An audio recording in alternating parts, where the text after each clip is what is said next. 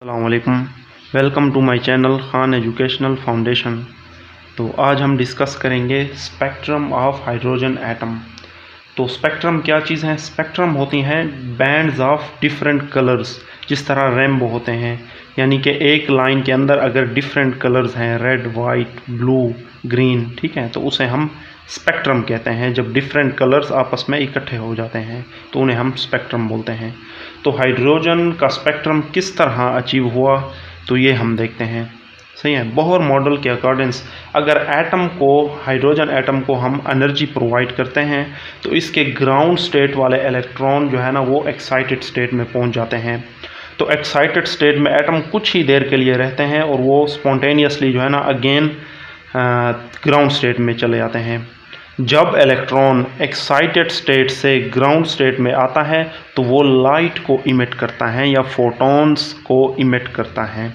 तो इन emitted photons या light के आगे अगर हम स्पेक्ट्रोस्कोपी या फिर प्रिज्म रख दें तो ये जो है ना इमिशन लाइन जो है ना ये डिफरेंट स्पेक्ट्रम को शो करती हैं, डिफरेंट कलर्स को शो करती हैं। तो उनके वेवलेंथ को हम राइटबर्ग फार्मूले से कैलकुलेट कर सकते हैं। सही है।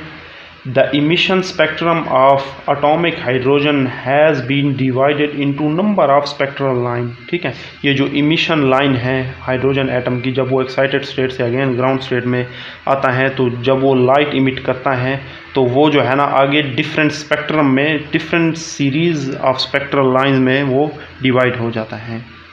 सही है। These observed spectral lines are due to electron making transition between two energy level। ये ट्रांजिशन हमें उस वक्त अचीव होती हैं जब इलेक्ट्रॉन जो है ना किसी दो एनर्जी लेवल में ट्रांजिशन करता है। तो जब ग्राउंड स्टेट से एक्साइटेड स्टेट में पहुंचता है तब कोई लाइट इमिट नहीं करता, ठीक है, कोई फोटोन इमिट नहीं करता। वो उस वक्त इमिट करता है जब एक्साइटेड स्टेट से वापस ग्राउंड स्टेट में आता है।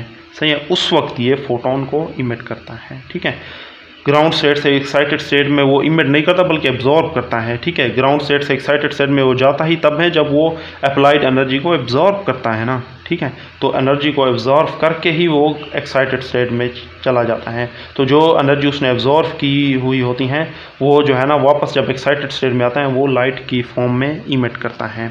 सही है। आगे स्पेक्ट्रोस्कोपी में हमें वो स्पेक्ट्रम शो होता है इस इमिशन लाइन को के लिए। ठीक है, अब हम ये देख लेते हैं कि Lyman series, Balmer series, Paschen series, Brackett और फन सीरीज़ क्या हैं।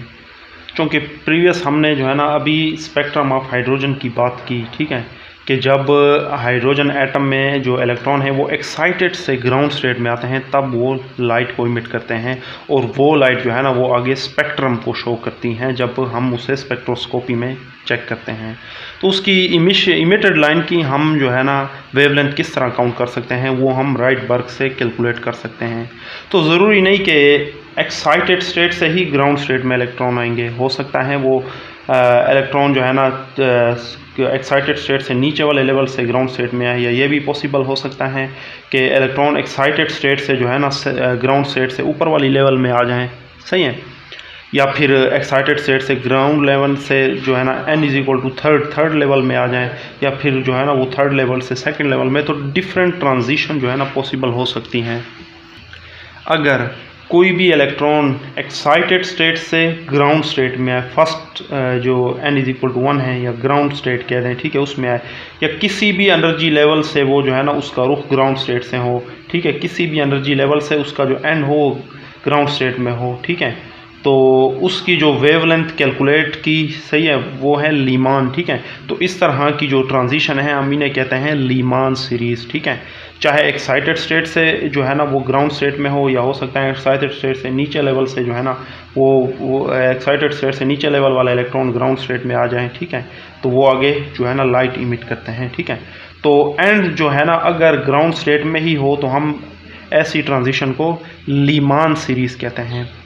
इसी तरीके से अगर एक्साइटेड स्टेट से जो है ना इलेक्ट्रॉन ग्राउंड स्टेट से ऊपर वाली लेवल में आ जाएं, या कहीं से भी वो ट्रांजिशन करके ग्राउंड स्टेट से ऊपर वाले जो लेवल हैं यहाँ पे उसका एंड हो, तो इस तरह की ट्रांजिशन लाइन को हम बल्मर सीरीज़ बोलते हैं। ठीक है, इनका एंड जो है ना ग्राउंड स्टेट से ऊपर वाली लाइन पे ही होती हैं या एनर्जी लेवल पे होती हैं, n इज इक्वल टू 2 पे ही इनका एंड होता है।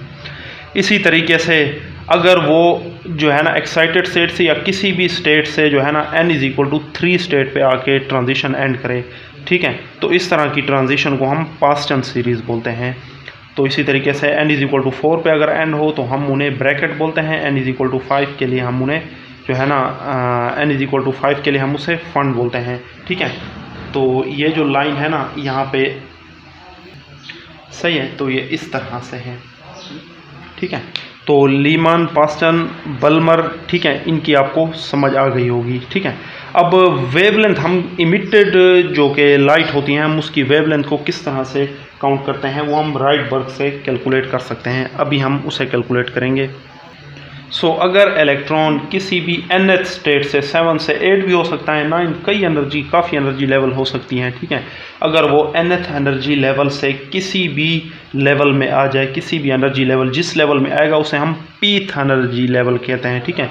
जहाँ पे उसका एंड हो उसे हम p एनर्जी लेवल बोलेंगे, ठीक है। तो जहाँ से वो आया उसे हम n एनर्जी या nth एनर्जी लेवल बोलेंगे। तो टोटल एनर्जी जो होगी, ठीक है, वो है nth energy level minus pth energy level, ठीक है। nth एनर्जी लेवल से जो है ना इलेक्ट्रॉन ट्रांजिशन करके वो pth एनर्जी लेवल में आ जाता है, ठीक है। तो यहाँ से हम वेवलेंथ कैलकुलेट कर सकते हैं। तो E बाई प्लैंक्स कांस्टेंट हमारे पास h होता है, ठीक है। और बोहर मॉडल के अकॉर्डिंग जो एनर्जी ऑफ इलेक्ट्रॉन होती हैं वो हम प्रीवियस कैलकुलेट कर चुके हैं। वो कुछ इस तरह से होती हैं, -E0/n²। E0 वहाँ पे हमने E1 यूज़ किया था, लेकिन यूजुअली हम जो है ना ग्राउंड स्टेट एनर्जी को E0 से ही शो करते हैं, ठीक है। तो बेशक आप E1 ही यहाँ पे लगा लें तो कोई इससे डिफरेंस नहीं होगा।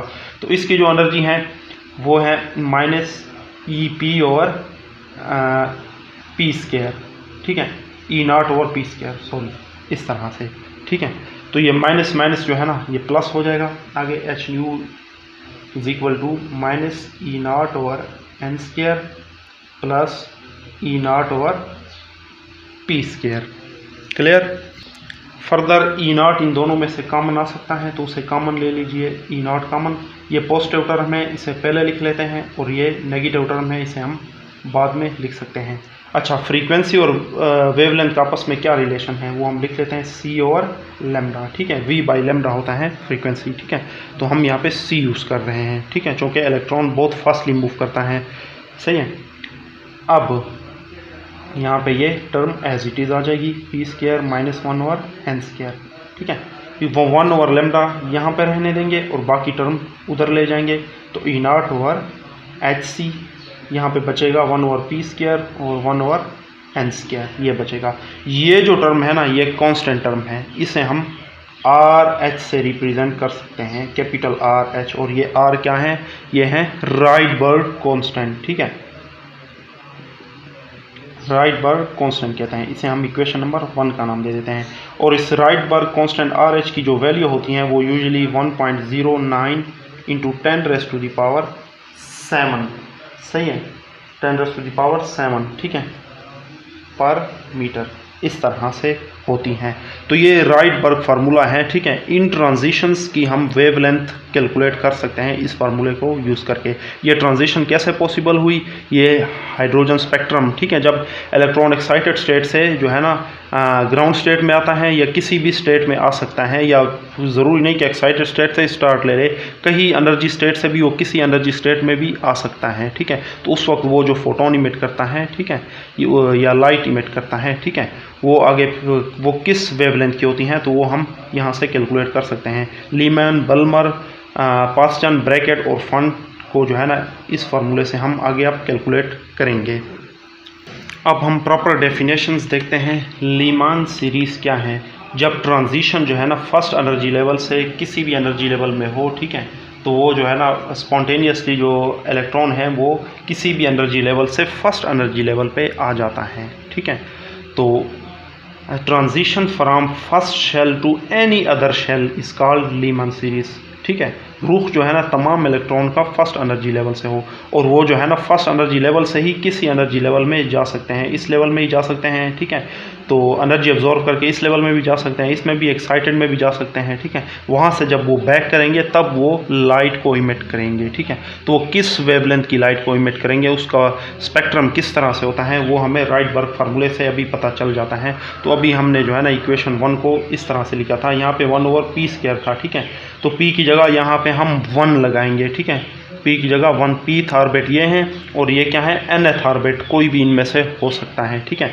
तो लीमान सीरीज़ के लिए r into 1/1² minus 1/n², n की वैल्यू अब हम कोई भी लगा सकते हैं। अगर चेक के इलेक्ट्रॉन यहाँ से जो है ना यहाँ तक आ रहा है, ठीक है, तो n की वैल्यू यहाँ पे हम 7 लगा लेंगे, ठीक है। राइटबर्ग फार्मूले r की वैल्यू यहाँ पे पुट करके हम वेवलेंथ इजीली कैलकुलेट कर सकते हैं, और वो उस वेवलेंथ की रेंज को हम फिर जो है ना आगे लिस्ट के साथ जो हमारे पास होती हैं उसके साथ कंपेयर करेंगे कि वो विजिबल रीजन में आ रही हैं, अल्ट्रा वायलेट में आ रही हैं, या फिर वायलेट में आ रही हैं, ठीक है, या किस रेंज में जो है ना वो आ रही हैं, वहाँ से हम उसे कम मैच करा सकते हैं, ठीक है।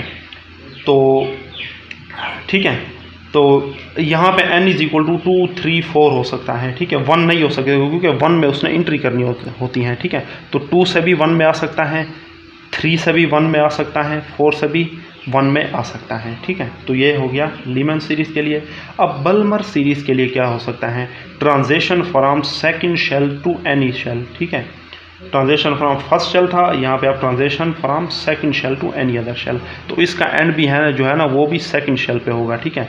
इलेक्ट्रॉन की इमिशन भी सेकंड शेल से किसी भी शेल में हो सकती हैं, और उसकी बैक भी जो है ना तमाम के तमाम की सेकंड शेल में ही होगी, ठीक है। तो इसे हम बल्मर सीरीज़ बोलेंगे, ठीक है। तो इसके लिए हम pth ऑर्बिट कौन सा लेंगे, 2 ये pth ऑर्बिट है, तो 1/2² माइनस 1/n², तो n की वैल्यू जो है ना एटलीस्ट 3 हो सकती है, ठीक है, 2 से ज़्यादा। तो 3 से भी वो 2 में आ सकता है, 4 से भी 2 में आ सकता है, तो n यहाँ पे 3, 4, 5 इस तरह से हो सकता है। बाकी भी हम इसी तरीके से डिफाइन करेंगे। अब इसके बाद अब पास्टन सीरीज़ को देखते हैं। पास्टन सीरीज़ क्या है, transition from third level to any other level, ठीक है। और फिर वहाँ से जब वो बैक करता है तो वो भी तमाम के तमाम जो है ना थर्ड लेवल तक ही जो है ना उसने आना होता है, ठीक है। तो जब वो लाइट इमिट करता है वो किस वेवलेंथ की होती है, तो उसे पास्टन सीरीज से हम कैलकुलेट कर सकते हैं, ठीक है। तो transition from third shell to any other shell is called Paschen series. तो इसके लिए जो है ना 1/λ इज इक्वल टू RH, यहाँ pth ऑर्बिट कौन सा है, pth ऑर्बिट ये है थर्ड, ठीक है, 3² माइनस 1/n²। अब n एटलीस्ट कहाँ से स्टार्ट होगी, 4 से, ठीक है। 5 भी हो सकती हैं, 6 भी हो सकती हैं, अप टू 7। इसी तरीके से ब्रैकेट सीरीज, ठीक है, इसका pth ऑर्बिट कौन सा होगा, 4, ठीक है। Transition from fourth shell to any other shell, so 1/λ is equal to RH 1/4² minus 1/n², और n यहाँ पे एटलीस्ट 5, 6, 7 इस तरह से ये वैल्यूज़ पॉसिबल हो सकते हैं। अब लास्ट में है फंड सीरीज़, जिसे पी फंड भी हम यूजुअली बोल लेते हैं।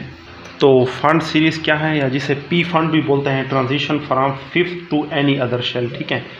pth ऑर्बिट इसमें 5th होगा, ठीक है। तो 5th ऑर्बिट से जो ट्रांजिशन जो पॉसिबल हो सकती हैं उसकी एंड 5th ऑर्बिट में ही होनी चाहिए। तो जो वो लाइट इमिट करेगा इस ड्यूरिंग में, तो उस जो लाइट की जो फ्री ये वेवलेंथ है, ठीक है, वो पी फंड सीरीज से हम कैलकुलेट कर सकते हैं। तो 1/λ is equal to RH into 1/5² minus 1/n², और n यहाँ पे एटलीस्ट 6 हो सकता है, इसके अलावा 7, 8 पॉसिबल हो सकते हैं। तो ये था आज का हमारा लेक्चर। तो आई होप आपको समझ आया होगा। फिर भी अगर कोई भी आपको डाउट हो तो कमेंट सेशन में ज़रूर आप कह सकते हैं, ठीक है। थैंक यू, अल्लाह हाफ़िज़।